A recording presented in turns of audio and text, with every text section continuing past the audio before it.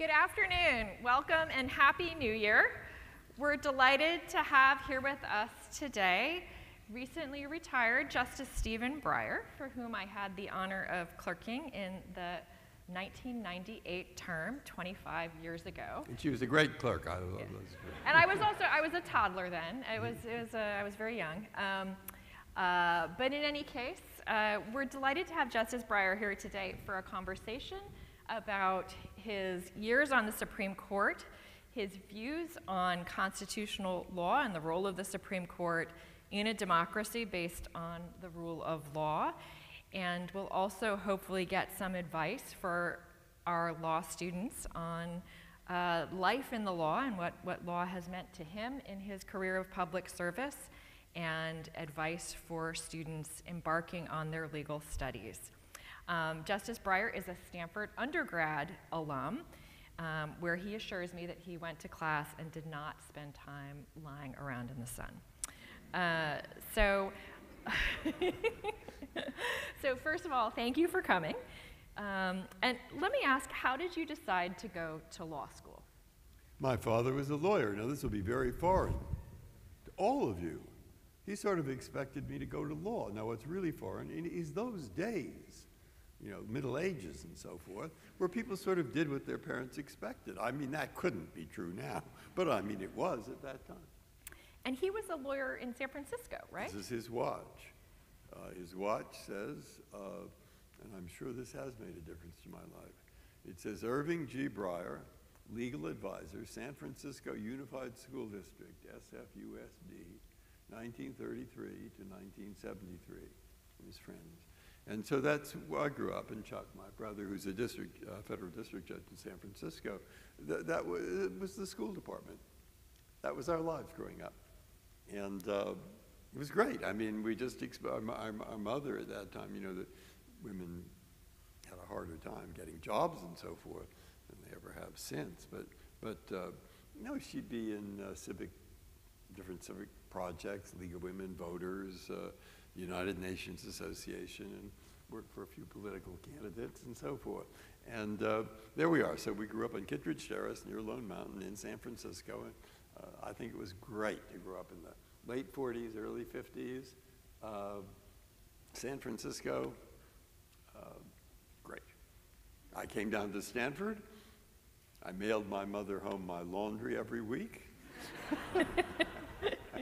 And there we are. That's the, So your father's work with the school district, I mean, your sort of knowledge of local government and of public service, do you think that came in part from your father? Yes, and my mother, Yeah. and my mother. That's what I tell the high school students that. What I'm saying is, or if I'm in a graduation ceremony, I'll say, look, I can't tell you really how to lead your life. I hope that you find a job that you enjoy. I hope you find someone to love. And I hope that you participate in public life. Because although I can't tell you what to do, see, then this is dramatic. I take out the Constitution. And I say, well, I do know this document will not work if you do not participate in public life in any way. Voting's okay. Be on the school board. Be on the library commission. There are thousands of things you can do, but you're part of a community. And that's how I grew up. I mean, I grew up on Kittredge Terrace. I went to Lowell High School. At that time, it was only a few blocks away from there. And I came down here. And my dad had come to Stanford. He'd been at Stanford. And so it just seemed like a normal thing to do. And participation should, I think, and for me it did, and I think it should for you too, just seem normal. That's how you live your life. You're in a community, you help other people as well as yourself. So my constitutional law students, do you have the pocket constitutions that I gave you this morning? Because you're going to carry them around like that. Yeah. I have quite a few of them. Right. So tell us a little bit about your early years after law school, what you did and how it influenced your later career. After law school, I clerked for a year. I clerked for Arthur Goldberg, who his law clerks loved him, and I did too. He took us out to lunch all the time on Saturdays. We worked on Saturdays then. And he was filled with energy. And Jack Kennedy said that Arthur Goldberg was the smartest man he ever met, and that's possible. But he left the court after 3 years. And the reason he left the court was because Lyndon Johnson called him and said this, and I'm pretty sure this is what happened. He said, Arthur, the most serious problem facing the United States is the war in Vietnam. I thought so. I'm sure he thought so. He says, I intend to solve that problem at the United Nations. And Adlai Stevenson had just died. And he said, Arthur, I want you to go to the UN, and that's where we will solve the problem of Vietnam. And Goldberg believed him.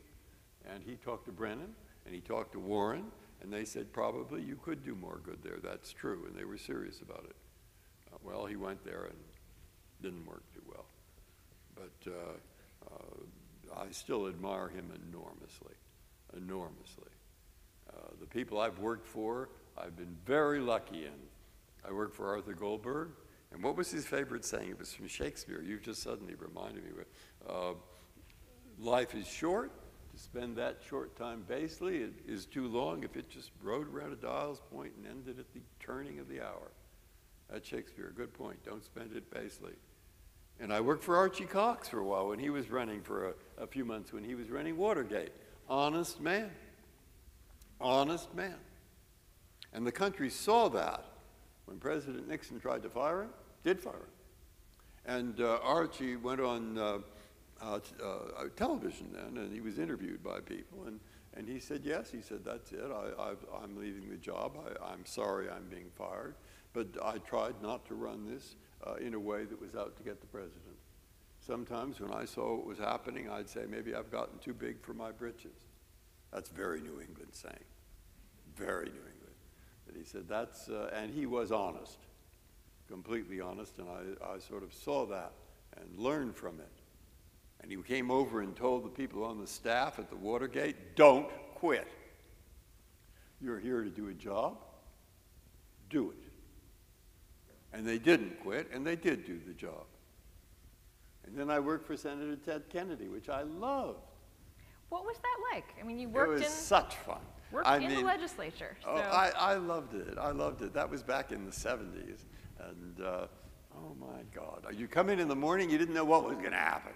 I mean, it was always something interesting. And the thing I learned most, which I told my law clerks, and they, one group of them gave me a cup where they put in all the things that I would say Kennedy told me and I learned from him. And the first one right on the top is the best is the enemy of the good.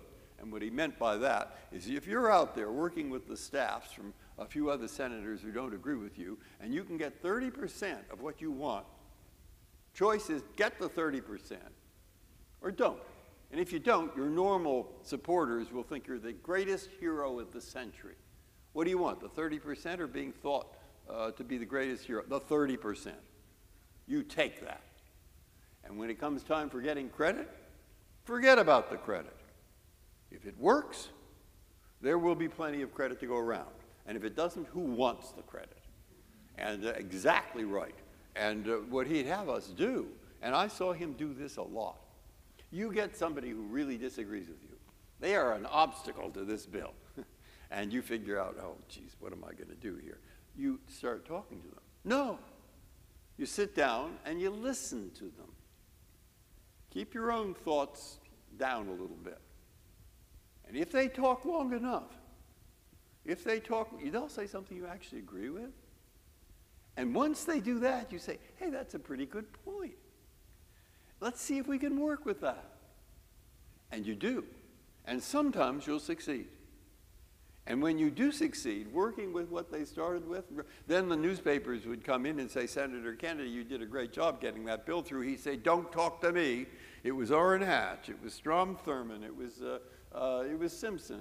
They were the ones who thought of this idea that got us on the right track, that got the thing through. Credit is a weapon. Use it as such.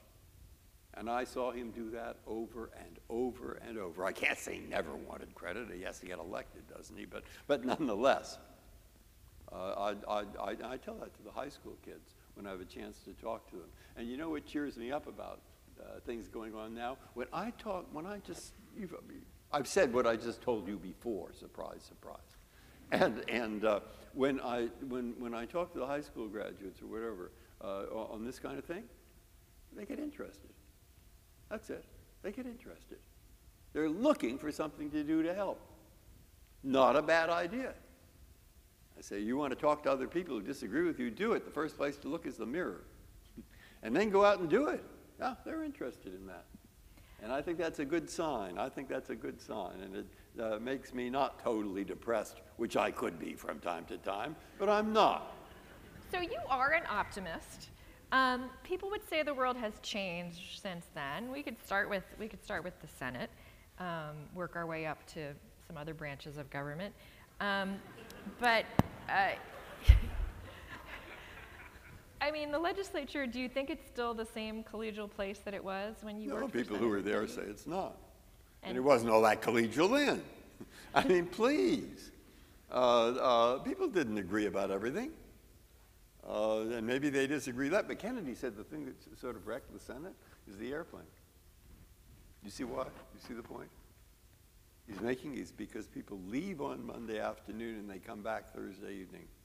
And so they don't get to know each other as people. That's a problem. That's a problem. Because you can take the people who, really disagreed with us a lot, but they think they're doing something from America. They think it. Now, I might say, hey, you're not, you're actually doing the opposite. So that doesn't mean that they don't think that they're doing something fairly good. And so getting to know people as people and getting to know where they're coming from, getting to know that the need has not gone. It's harder to do, but that doesn't mean it's impossible. And so the other thing I say, look, and I know there are a lot of problems in there, and I know there are problems in the court, and I know that I don't agree with every case, and there we are. Okay, there we are. So, right here in Palo Alto, I'm willing to bet that during this COVID thing, which you had an awfully difficult time here, there were groups, as there were in Cambridge, Massachusetts. Groups of people live on this block, and they go out and see if older people are doing all right. And they see that people have enough to eat, and see that they can get to the doctor. And that happens in Cambridge, Mass., and it happens in Palo Alto, and it happens in St. Louis, and it happens across the country. But there's a project, and we get people who think different things, perhaps on some things, but they'll get together and they'll try to work in it. And that's true. That's been true since I was in Mrs. Squatagwatz's class in the 5th grade at Grant School, and I think it's true today. So those are things that make me reasonably optimistic. There's quite a lot to do. And I like the smile on the high school students' faces anyway, when I say, you can go out and do that. You can go out and do it. And there are 1,000 things you can do. And just think about them. Get people to cooperate, etc. Corny, but true. All right, so the next job you had after working for Senator Kennedy was as a Court of Appeals judge. And what was it like moving from the legislature to the judiciary? Well, it was less exciting. I liked being a judge. I was on the First Circuit, which was Massachusetts, Maine, Rhode Island, New Hampshire, and Puerto Rico. So we made sure we went down there once a year. I love Puerto Rico. And not just because it's a nice climate. I mean, you could say the same thing about Palo Alto, but it isn't so nice at the moment, so we won't say that. But nonetheless, it was really interesting, fun and interesting, and you're a judge. And a judge is a judge. That's a different kind of a job. And don't go around telling everybody what you think about everything. Really, because Lee Campbell told me that. He said, when you're a judge is a person with a little bit of power, indeed probably quite a lot of power, in a very narrow area. And you go out and start talking outside that area. The lawyers will say, isn't that interesting, so intelligent, ha, ha, ha. They'll say that while they're in the room with you. And then they'll go outside and say, there he goes again. So be careful what you say. People are not necessarily interested in your general opinions. They are interested. That's right. That's true. And that's true of the Supreme Court, too. I've liked being a judge. I mean, I think it's a chance to do something. You have to pay a lot of attention. And on the Supreme Court, I would say the main virtue of that for an individual who, through some fluke is appointed, the main virtue of it is you have to give your best every minute because it matters to people. And so there you are. As you get older, you can't stop spending the time necessary for the case, thinking it through, reading the briefs, talking and listening and thinking. And you do your best when you write on those pieces of paper. And you think writing here or paying attention is just preparation for, it is preparation for something. It's preparation for something that you'll do your life, most of it. And the virtue of it is to me, whether you're a judge or you're a lawyer, is it takes two things. You're helping a person, the client. So it takes a heart of some kind, paying attention to that individual, and a head, too, because you are able, if you're right here, to know a few things. It's the combination of the head and the heart that I think makes people pleased that they're lawyers.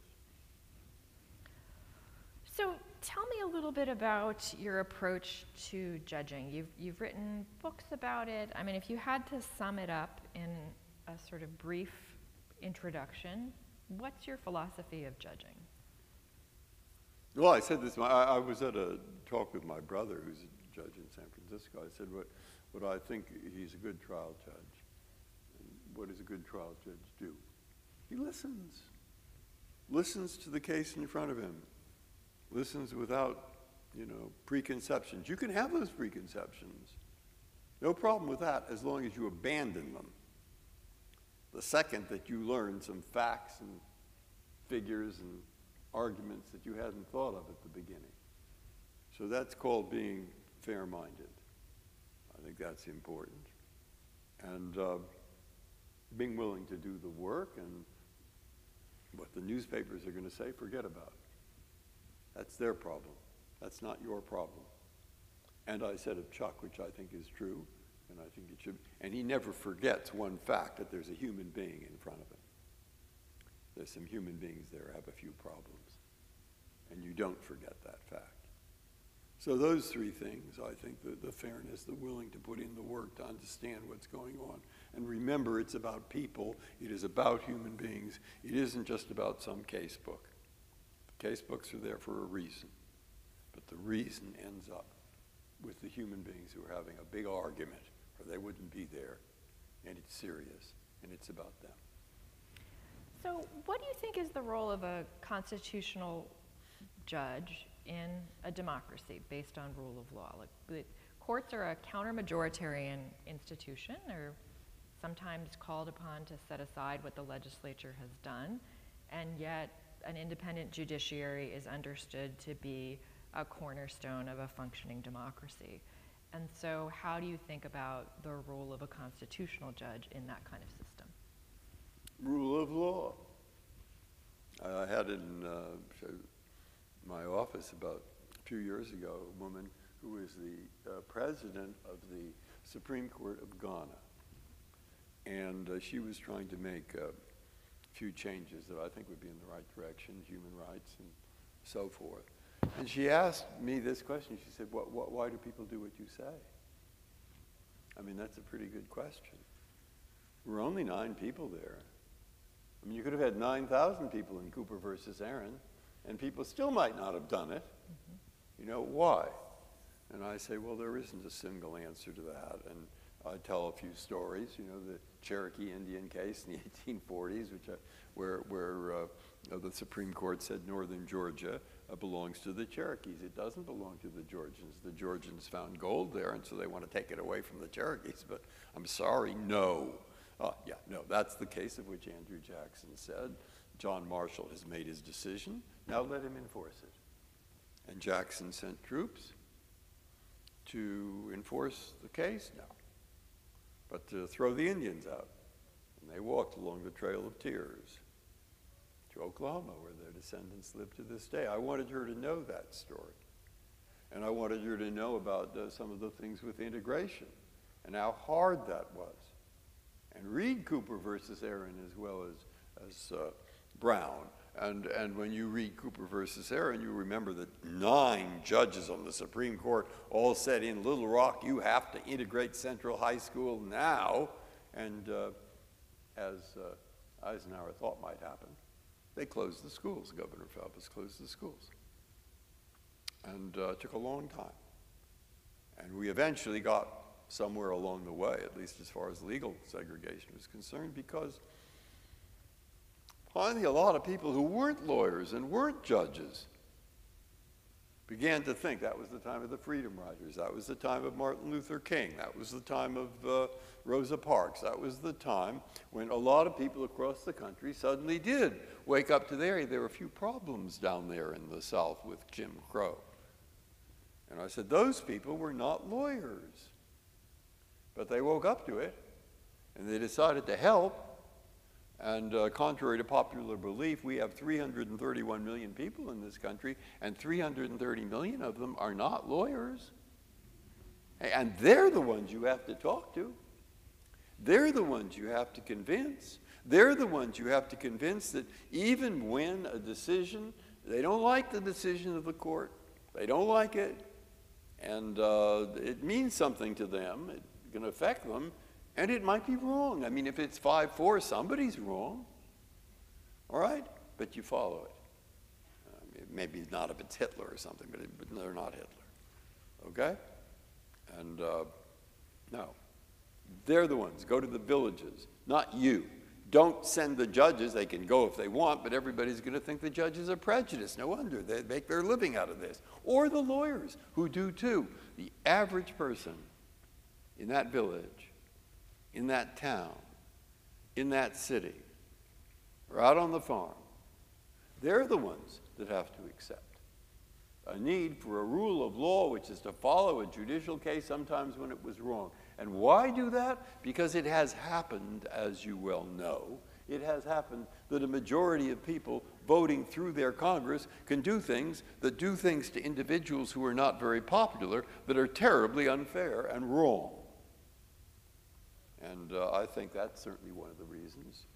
What did Hamilton say was it 76? I don't remember which Federalist. I think it's 76. He says, you've got to have this Constitution, beautiful document. Beautiful. We've written it. Hey, but if people don't follow it, let's put it up in the Smithsonian, as in the museum. By the way, they did not have the Smithsonian at that time. But he would have said that if they had. So we have to have a system that they'll follow it. And who? Well, if we say the president has the last word, he just might. When he does something and someone says that's contrary to those words in the Constitution, say, I don't agree, and say everything he does is wonderful and right. That's conceivable. A president could do that. So he said, let's not give the power to the president. And the Congress? Congress is fabulous. They're a majority, too. And they're fabulous in knowing what's popular. So if you want popularity, they're the ones to go to because they know how to do it. But just sometimes, you might be a very unpopular person. And how do we protect you? How do we give you those basic rights? So eventually Hamilton says, let's give the power to the judges. It wasn't something that John Marshall made up. There were a lot of people at that time say the last word on the constitutionality of a statute should be that of the judges, because the judges, for one thing, they're not very powerful. They don't have the power of the purse, they don't have the power of the sword, he says, and they're interested in law, and they won't do too much too terrible too often. I think you see, you read the Hamilton 70s, Federalist 70s, see what you think. See what you think. But that's really, I think, where the judges got the power from. And, so clearly for a constitutional democracy to function, as you suggest, most of the time people have to follow the Supreme Court's decisions, even if they think they're wrong. But there are these moments in American history where people think the court has gotten it very wrong. Yeah. So Dred Scott is one Scott, example. right. We fought a civil war over Dred Scott. And the Lincoln-Douglas debates are about whether we have to respect the Supreme Court's decision in Dred Scott. In the 1930s in the New Deal, the switch in time that saved 9, the court was striking down all of the New Deal. And then when Roosevelt threatened to pack the court, then the 1936 election went in his favor. The court switched its moves in terms of upholding the New Deal. So how do you fit those moments in American history where it seems like the court has gotten so badly out of step with public view that there is a pushback that's necessary from the ordinary course of democracy where you want Cooper versus Aaron to be upheld and enforced? Dred Scott was pretty wrong. Lincoln said, it's a shocker. And what Lincoln did, because he read Curtis's dissent, and if you've never read Curtis's dissent in Dred Scott, I recommend it. Because it's pretty damning as to the correctness of that majority decision of Tawney, even under the law at that time, before the Civil War amendments were passed. And the New York State Legislature passed a resolution, and here in the not here, I'm sorry, I'm in the West now. I'm from the West, actually. I'm from here, but nonetheless, I do get confused from time to time and think I am in Cambridge, Massachusetts. And there in Cambridge. It's much nicer here. Yeah, what? It's much nicer here. It is until this rain started. Yeah. But anyway, they said, you realize they're saying that a slave driver can come with his slaves under Bunker Hill, the citadel of democracy? Okay, so what happened? What happened, if Tawney had a reason for that, my guess has been from reading about it, is Tawney thought he would stop the Civil War.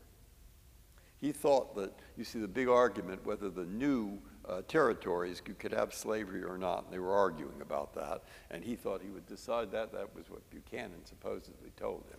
And he would decide that, and then that would be over, and then there'd be no Civil War. If judges are bad at one thing, it's politics. And if Tawney thought that, Lincoln, after saying it's a shocker, gave his speech at Cooper Union. And that speech at Cooper Union really took a lot from the Curtis dissent. And it vaulted him to the head of the Republican Party. And he became candidate, became president, and that was one of the things that assured there would be a Civil War and that eventually slavery would be abolished. So there we are. I can't recommend that sort of thing for people. But you don't agree with a lot of things. Well, you don't. Well, then you try to change them. Now, I wouldn't say, how do you change them? Talk, or listen, or see where these other people are coming from. And as a lawyer or a law professor, you can write. Does that hurt? No, it doesn't hurt. And so that there's still a huge argument. Did the switch in 9, was there a switch in 9? Or were they following what they thought anyway? And probably nobody will ever know the answer to that. Because the answer as to why you vote for something, A or B, is you work it out and then you vote for it and so forth. But that's locked in your head. And you don't even know yourself. You just think that's the right result there. But yeah, there have been a lot. Kennedy used to say this too. He'd say the country is like that, and it goes like that, and then it goes like that, and then it goes like that. But when it's too far over here, it will right itself eventually. And it has with the New Deal cases. It did. And it did eventually. It did eventually decide Brown versus Board. Took a long time. And it did eventually. Doesn't everything work out, but it slowly gets there. Slowly gets there. So your choice, if you're a citizen of the United States, is just throw up your hand and say everything is all wrong. Well, good, move to some other place. Or you work at it. You work at changing. You work at convincing. You work at trying to get people in positions of authority, say in the Congress or the President. You work for those things you believe in. And you participate. And that's the best I can do. Well, I know our students probably have many questions, and we've got about 30 minutes left. I have lots more questions that I can ask, but I want to give our students a chance. So we have 2 microphones in each aisle, and the Q&A is open only to law students. But if you are a Stanford law student and have a question, please feel free to go to one of the mics in the aisle.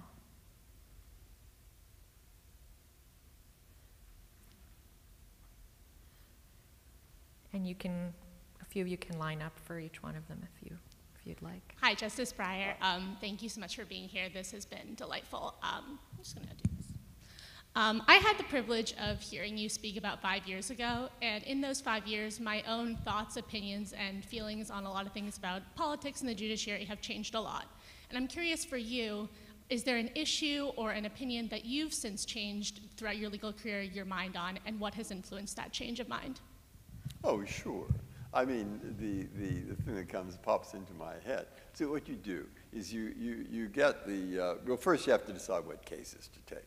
And that's our first job when I'm on the court. The first thing we do is every week we vote, and if there are 4 votes to take a case, we hear it. And usually that's about 60 or 70 or 80 in the year, and we get maybe 7,000 or 8,000 requests to hear cases. And we hear the cases where different judges, they come to different conclusions on the same question of federal law. Well, there we are, now we're hearing it. And we get briefs. Blue brief, the lower court was wrong. You know that. Red brief, no it wasn't, it was right. Yellow brief, the red brief is wrong.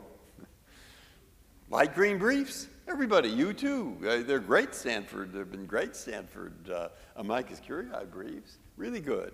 And they say maybe they're 10 or maybe they're 100. I mean, they're a lot. This is why the blue brief is right. And then the dark green, and that's why they're wrong. And I don't know why they call them briefs. They're not brief.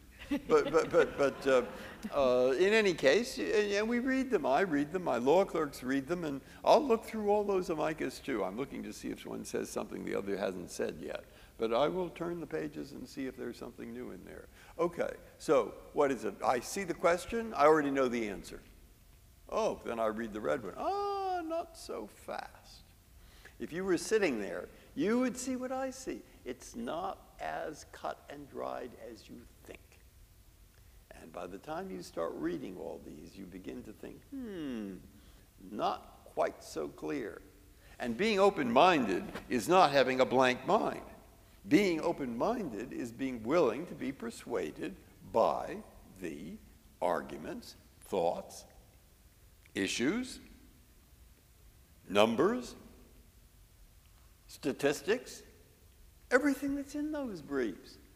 One of the great things in one of the Stanford briefs, I have to tell you, it said, go look at such and such. It was a very good case. It's sort of interesting. It was whether a houseboat counts as a vessel for admiralty purposes. So you think we just decide things like abortion and so forth. No, we don't.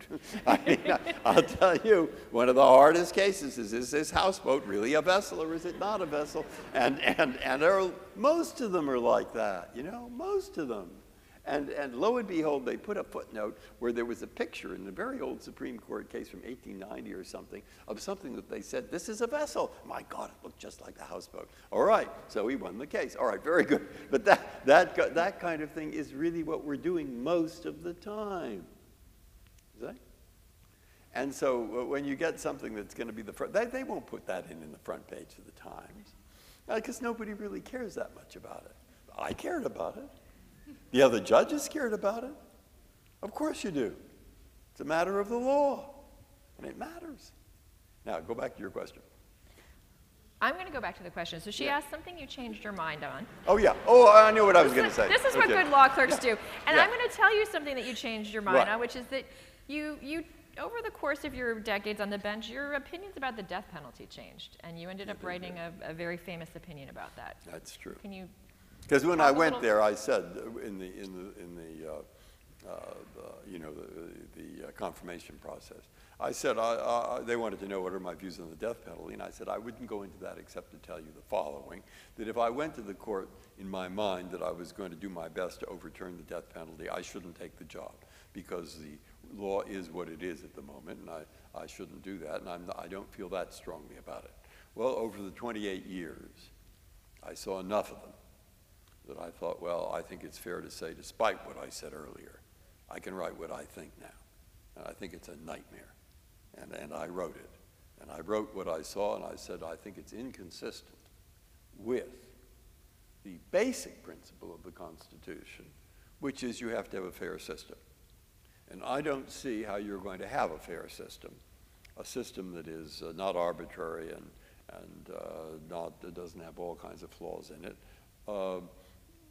and also have the death penalty. So I think we should reconsider that. That's what I wrote. Now, it's only about 80 pages or 70 pages, so you're welcome to read it anytime you would like. And you will see the arguments that I based it on. I did change my mind about that.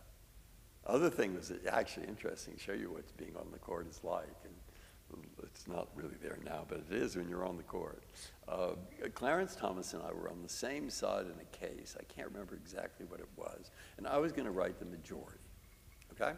Then I changed my mind after I got into the case, and it's not writing very well. So I called up Clarence and said, Clarence, I think I've changed on this, and so it'll end up you're writing the majority and I'll write a dissent. Do you think it's okay if I send mine around right now? I could do it, I've written it. See, normally the majority goes first. But he said, I don't care. I said, we better ask the chief. So Rehnquist is the chief. So at the conference, I said to Rehnquist after the conference, I explained, I said, I've changed my mind. I'm going to be in the dissent, but I've written the opinion. I might as well circulate it now so Clarence can see what it says. And is there anything wrong with that? And so he says to Clarence, what do you think? He says, no, I don't care.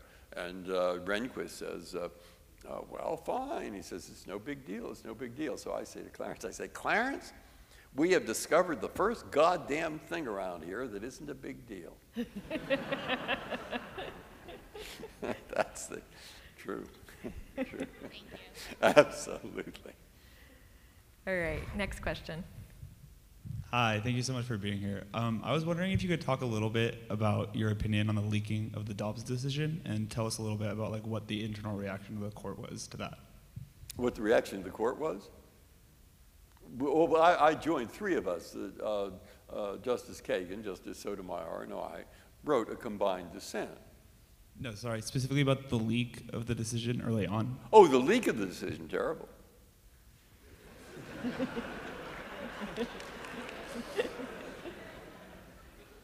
What else do you want me to say? I guess I was just hoping you could kind of color us like the story about how that I don't internally. know. There are a lot of people who have access to the opinions, probably in the hundreds. I mean, there are a lot of staff. And it can happen. There it happened. That was a great pity. Great, great pity. What effect do you think that leak will have on the court going forward? People be more careful. Well, it will. I mean, the reason's obvious. The way it works. Look, when I was on the First Circuit, Judge Wisdom, you want a really great judge. John Wisdom was a great judge. That was the old Fifth Circuit. Did they still tell you about the old Fifth Circuit? And the old Fifth Circuit, after Brown, they were the ones that really desegregated the South. I mean, they were the ones. It was Tuttle and John Wisdom and God, there are a bunch of them. And they did and they had a hard job, you know. The people in the South were used to segregation, and they were not too nice to the people who were in the process of desegregating. Well, John Wisdom came up and sat with us. I liked him very much in the First Circuit. And he said, we were talking about writing opinions. He said, when you really think the majority is wrong, you think it's just terrible, here's what you do.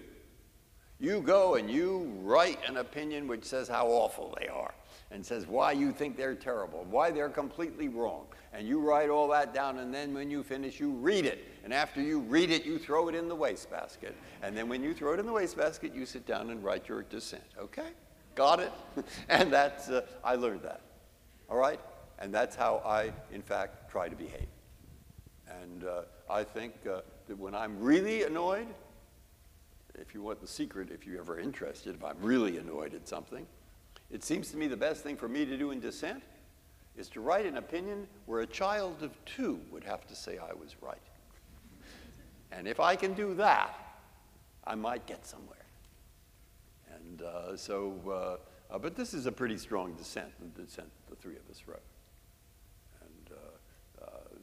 And Roberts wrote a kind of middle thing, of just saying 15 weeks instead of 24 weeks should be the time the fetus becomes viable. And a lot of European countries have that.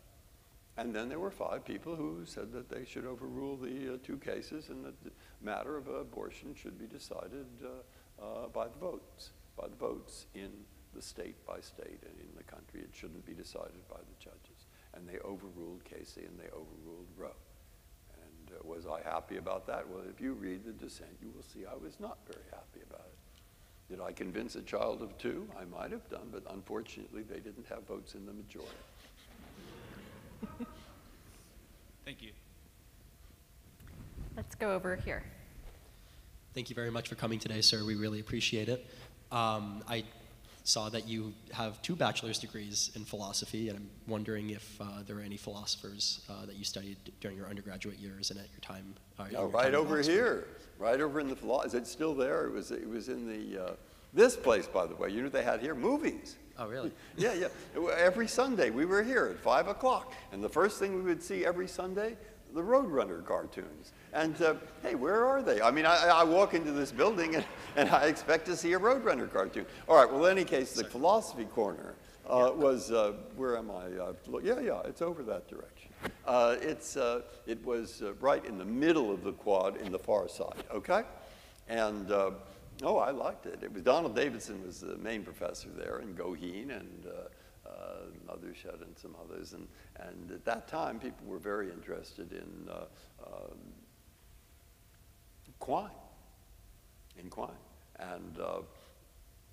then I went to Oxford and I studied with Austin. Oh no, they were good. They were very, very good. It was a great period for philosophy. I loved it. And I thought, well, philosophy is good for law. Why? Well, what Quine's, should I really say what this is? That was my question. You really want to hear what Quine's theory of meaning was? Yeah, they do. Raise your hands if you want to hear it. Yeah, okay. All right. Fine. I mean, as I understand it, that doesn't mean it's right. All right. So we used to think of it, and Davidson was his pupil, became a great philosopher. The web theory, what? That it was his theory of truth. It's like a great web, and some things more towards the center are very hard to change. And things out towards the edge, they're a little easier to change. So if you have some kind of experiment and it shows that the rabbit is actually purple and not red, now you could believe that without changing too much. Maybe there was something wrong with it, or whatever it was. But you start changing around with things in the center, well, you're going to discover you're saying A and not A, and that's not going to work. And you won't be able to deal with the world if you change too much, too fast, because these different parts of the web of truth is connected with the other. I think law is a lot like that. Why? Because when you're deciding a case, you should take into account, in my opinion, what the result here means, not just for this case, at least on the Supreme Court, not just for this case, but how is it going to affect other parts of the law?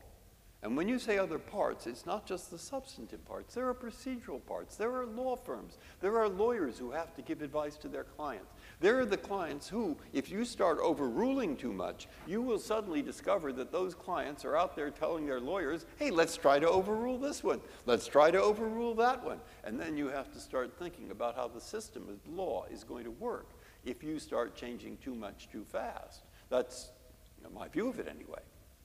And go through the different parts, the law professors. I mean, the way the law always used to work, and I think it still does to a degree, there are 3 basic parts to it. There are the lawyers, the judges, and the law professors. And the judges go and they decide a case, and the law professors get a hold of that case they decided and say, well, it's all wrong.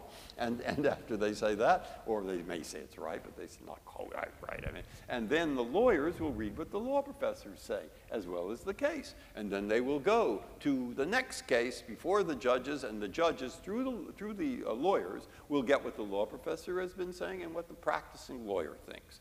And that way, law evolves slowly.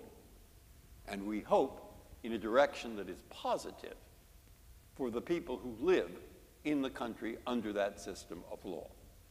And that's why I've always thought that since since I was a law student, probably. And I think that was the basic theory of how that was the basic approach that Hart and Sachs and the others took towards what law was about and where you were trying to get and how you were trying to make life better for the average person, less conflict, more prosperity. They can live together decently. And it isn't just that this result is good. A pragmatic person is not someone who just says, oh, this result is good. It is a person who says, this result is the right result after considering all kinds of interactions between different parts of law and the implications that your decision here will have for that thing over there. And you can't do all of that in every case, but you can try. And the lawyers can help. Okay, that's the philosophy. You wanted the philosophy, that's the philosophy. Thank you. All right. Next question over here. Hi, Justice Breyer. My name is Nikta, and I'm a first year here at Stanford Law School. Mm-hmm. I learned that former Justice Douglas would just write his dissents and walk out of the courtroom, and I believe he said, the only soul I have to save is my own. The only what? The only soul I have to save is my own. And I wanted to know, in regards to your time either on the First Circuit or also on the Supreme Court, how you would approach convincing your colleagues that your approach was right, not just through dissents, but also working with them in general. And I know you talked about talking and listening, and I wanted to see if you used that same approach, or what really worked for you. No, I wouldn't do that. I wouldn't. Yeah. Look, Douglas, supposedly, the biographers, I don't know, but Douglas was there when I was a law clerk. But some of his early opinions, they're pretty good. I mean, they take both sides of the thing. Then he unfortunately thought he was going to be president of the United States, and that is not good for a person's ego. And there we are. So whatever happened, happened. Convincing people, it's what I said. It's what I learned from Kennedy. You get a view, and you begin to have a more solid view after you read the briefs, and you talk to your clerks, and they've looked at it in considerable care, and then you go into the oral argument. Now, the oral argument is really for the judges to ask questions, and we will. But a good question is a question that I think you, the lawyer, know something I don't know, and it will actually help me decide the case. And it's a hard question that I don't have the answer to. That's a good question. Another fairly good question is you say something designed to show your colleagues where you're coming from. A really bad question is you're bored and you just want to show off. Don't do it. Okay? And the worst thing about the Supreme Court is that it's not good for a person's ego. Yeah, but I learned the truth of that in the third year, where I went to some kind of a drinks party or something with young lawyers, and a young lawyer comes up and says, oh, Justice Breyer, you write such good opinions, they're just wonderful, will you sign my program? So I signed his program, and he turns off as he goes away, he turns to his colleague or his friend, and he says, hey, that makes 4. Okay, that's what it's like, all right, got it? But you then are in the conference. We're in our conference on Friday for the cases that we heard on Tuesday and Wednesday. And the first thing, we're by ourselves, and the Chief Justice starts. We each have a book for each case, a little notebook, which has everybody's name in it, and a space to write down what they say. And the Chief will say, the case, the issue is so-and-so, and I'm thinking this and that. And we then go around the table. And now it was Clarence, and then it was me, and Sam Alito, and Sonia Sotomayor, and Kagan, and Gorsuch, and Kavanaugh, and Amy Barrett. And nobody speaks twice till everybody speaks once. I was junior justice, that means at the end, for 11 years. Because there was no new appointment then. For 11 years, I almost hold the world's record. It's actually held by Story. I missed it by 11 days. So I thought of writing to Alito and saying, could you please refrain from taking your oath for 11 days so that I can go down in history as the answer to a trivia question? So, all right. but all right, so you see, now, after everybody's gone around, there's some back and forth. Now, the back and forth better not take the form of, ha, ha, ha, I have a better argument than you. Once that's implied, the other person thinks, no, I have a better argument than you. That's going to get us exactly nowhere. All right. So what you do is listen to what they said, and then see if you can work with that and maybe improve it. Or maybe. And sometimes, by this time, people have their minds fairly made up, but not completely. And it will often change the way they look at the case. And it will sometimes change the answer from A to not A. Not too often, but sometimes. And that is a good discussion. And when there was a lawyer in the oral argument, sometimes. Go look at the Second Circuit courtroom that Learned Hand built. And go look at that. And you will see, and we did this in Boston, too, when we built our new courthouse. He has the bench right down there at the same eye level, so the judge is the same eye level as the lawyer. Because what you really want in that oral argument, which you rarely get, but you do sometimes, get him to forget he's representing his client. When we have bankruptcy cases, get him to tell us what's really going to happen, because he knows, because he's in bankruptcy, and you are not, Stephen.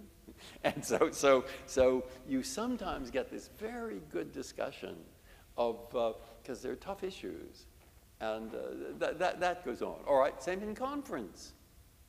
See? Get people to forget, if you can, what they were thinking. See, we're working on this together. We're working on it together. And let's try this. And sometimes you'll get people to, write, say, I don't know, I'm going to try writing a draft. And who gets assigned? Well, the chief assigns who writes the draft, but he has to do it so everybody writes one, everybody writes 2 cases, everybody writes 3. So he's pretty constrained, you see, in what he can assign. And I learned very quickly how I could get it assigned to me when I'm junior. If it's a 4-4 case, you know how I get it assigned to me? No, I don't. Well, I just say I'm not sure. You see, then they have to assign it to me. Well, I learned that and never did that again. So you want to create, and I would say it was, from my personal point of view, because we saw things even if we disagreed, we saw things pretty similarly. It was when Sandra was there, Sandra O'Connor and David Souter, and but trying to get people to work together on this. See, that's important, and it's not impossible, and it's not something just say forget about and walk out of the room, please. And if you say, what is the main characteristic I think you ought to have as a Supreme Court justice? Character. And character means you pay attention. This is all corny, but it's true. Okay? Thank you. Over here. Hi, Justice Breyer. I'm Eduardo. I'm a third-year law student here at Stanford. And it's been wonderful hearing your perspectives thus far this evening. I thought I'd take the opportunity at the microphone to share a little bit about the experience of my generation. I'm taking as a launching pad your references to things that you might say to high schoolers, to young people. And I think that that's a helpful place to start because while we might not be high schoolers, we are young, and over the last 6 to 7 years, we've come to develop many of our views about the Supreme Court. It was 6 or 7 years ago that we watched President Obama's nomination of Merrick Garland be steamrolled by Senate Republicans before Justice Kavanaugh's nomination came to the floor the following year. Only a number of years after that, we watched those same Senate Republicans flout their own procedures to bring forward another nomination. A couple years after that, we watched what some would call the work of generations of political activism come to the fore in the Dobbs case to remove a nationwide right to choose. And so there's lots of young people who have, listened to your speeches, who have watched the Supreme Court at work over the last half decade or so, whose only understanding of the body is one of worry, of anxiety. And you don't need me to be the one to tell you, but there's a legitimacy crisis facing the Supreme Court in the eyes of many Americans. You served for many esteemed years on the court and now you're a citizen again, like the rest of us. And I'd love to get your opinion on what do you tell a generation of people who worry about the legitimacy of the court that has shown us these events over the past couple of years. What do you say to that worry? No, quite. I don't know how much to say, but I want to disagree with you on one point, which I think is important. Where I would disagree with you, and by the way, 99% of the public will think you're right, but the appointment of a judge is not the Supreme Court. It's the president who appoints, and it is the Congress who confirms, and they are highly political institutions. So it doesn't surprise me one little bit that all kinds of, should I say, monkey business and various stuff, I won't characterize it, goes on in that Congress, which you listed a few. I want you to keep that in mind because I'm about to say something, we'll show you something. And it will show you I'm not, you'll see. Okay. All right. And I'm asked a lot about the confirmation process for the very reasons that you brought up, very reasons. And I say, but I was not a confirming person, I was a confirmed person. I was not an appointing person or nominating person, I was a nominated person. So to ask me about that aspect of the process is like asking for the recipe for chicken a la king from the point of view of the chicken. Okay. But I did work in the Senate on the staff. And indeed, it's highly political. And what I thought as I sat there, and I remember this, I promise you, 28 years ago or 29 or whatever it is now. I mean, I sat there in that table, which I wasn't used to being on the staff. See, on the staff, you sit behind the senator, you whisper, so nobody's paying attention to you. Okay. But when you're nominated, you are sitting in front of 17 people. And there's television. And you don't know what's going to happen. And everybody's telling you, oh, you have an easy confirmation. Maybe. It depends on what those people think out there. And I don't know what they're going to think. But my experience working in the Senate leads me to think that the questions that will be asked are the questions that the senators think their constituents want asked. And if they start asking other questions or don't ask those, they won't be senators very long. And they're good at that. And the reason I bring it up, and the reason I relate it to what I said to the high school students, and to you, is, hey, the people that talk to you are not always the senators. They're not, you wanted the person X to be made, don't tell anyone I said this, speaker? You wanted that? Okay? Hey, when we were working there was an inside part and an outside part. The inside part is who talks to him inside, and the outside part is who's supporting this person whose vote you want, and who does he listen to, and why, and so forth. And that's why I emphasize to the high school students and to you the importance of talking not to the people necessarily in charge in the Senate. You can write them letters and so forth. Find out who thinks they're right and eggs them on. And you won't have successful conversations with all of those people. But by getting to know them, you might help a little. Okay, that's that part. That's not the court. Now, the person is appointed.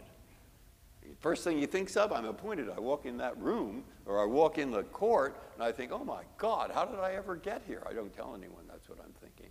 But how? And there we are. And for 3 years, or 2 years, or 5 years, Douglas thought, and David Souter said he thought at least 3. You're sitting there thinking, I wonder if I can really do this job. Don't tell anyone you think that. But you do. And then eventually you get used, you think, well, I can do my best. That's what I can do. And I think that is, whether you agree with them or whether I agree with them or not, once they're appointed, once they've been there for a couple of years, they're judges.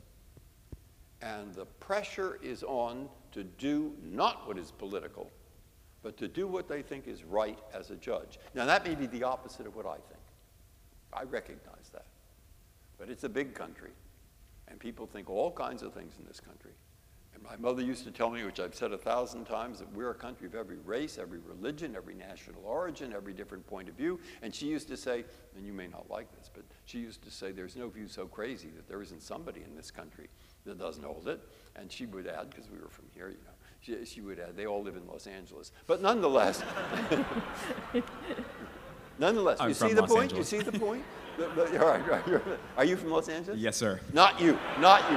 Absolutely not. Not you. You're not one. No. You were not there in the days of the Brown Derby when all of the waiters and waitresses came out dressed like hot dogs. I mean, you were not there at that time. Okay. So my point is that the judges do, in my experience, think that what they're doing is correct as a judge.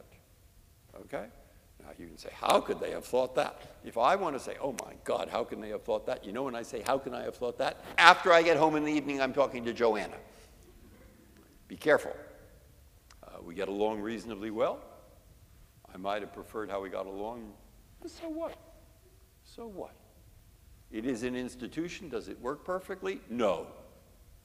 What institution does?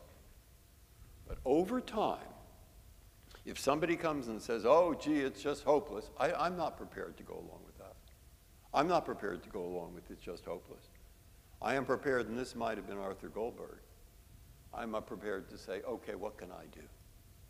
What can I do next? How can I help? And the one time I went for Senator Kennedy, he had some kind of anniversary, and they were up in Hyannis, and they had all the old staff members there, and there must have been about 200. And this was a talk he gave that wasn't written by anybody else, and he said his father told him that what you do is you do your best. You give what you have, and you get people around you who want to help you give something, and you try to produce something they want to help. Help who? Help the people who need help. Help the people you're working for. Help the country, help, okay? So that's stuck in my mind. And that's why I tell those high school students what I tell them. Because I do believe in that. And maybe it was Grant School. Maybe it's Lowell. I don't know. But I think we can. And that's the best statement. I loved Obama when he said, yes, we can. I love that. And so there we are. See, it's a complicated answer. Thank you. Thanks. All right. I think that's a note to end on because our time is up. But please join me in thanking Justice Breyer.